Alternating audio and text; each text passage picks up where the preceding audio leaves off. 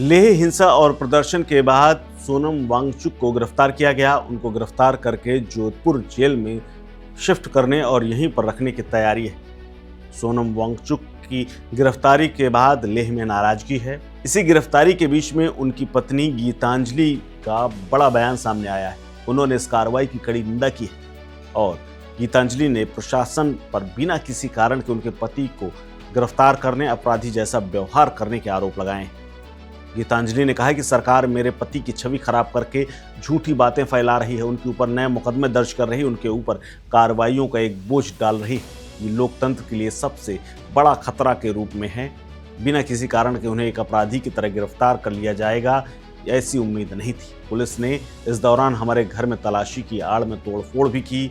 मेरे पति को राष्ट्रद्रोही बताते हुए उन्हें गिरफ्तार किया गया है। उन्हें कई पुरस्कार मिले, उन्होंने देश का नाम रोशन किया, लेकिन फिर भी उन्हें गिरफ्तार किया गया है। दरअसल सोनम की संस्था Himalayan institute of alternatives Ladakh यानी HIAL के सह संस्थापक के रूप में गीतांजलि काम करती हैं।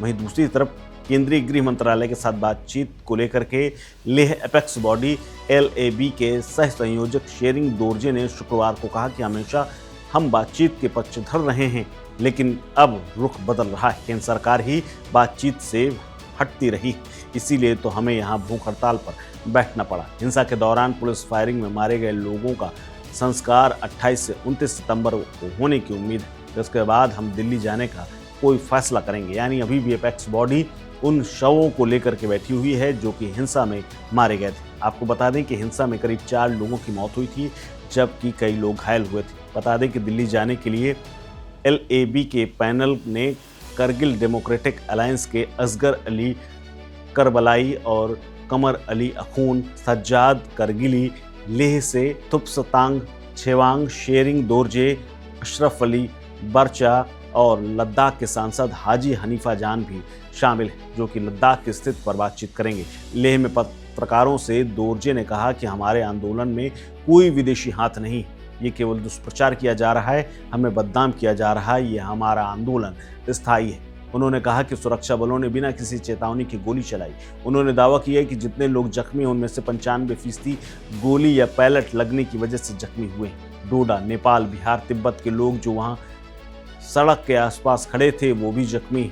उनके आधार पर कहा जा रहा है कि वो आंदोलन में शामिल थे और उन्होंने हिंसा फैलाई थी, जो कि बिल्कुल गलत है। वो सिर्फ घूमने वाले लोग थे। राज्यपाल ने भी ऐसा ही कहा है, जो कि गलत है। लेह में पत्रकारों से बातचीत करते हुए दोरजी ने कहा कि अगर यहाँ विदेशी हाथ है, विदेशी फंडिंग है, तो यहाँ जो हमारी खुफिया एजेंसी हैं वो क्या कर रही, जो इन्हें पता नहीं चलता। यह हमारे आंदोलन को बदनाम करने और सरकार को अपनी विफलता छिपाने का एक बहाना मात्र से आगे कुछ नहीं।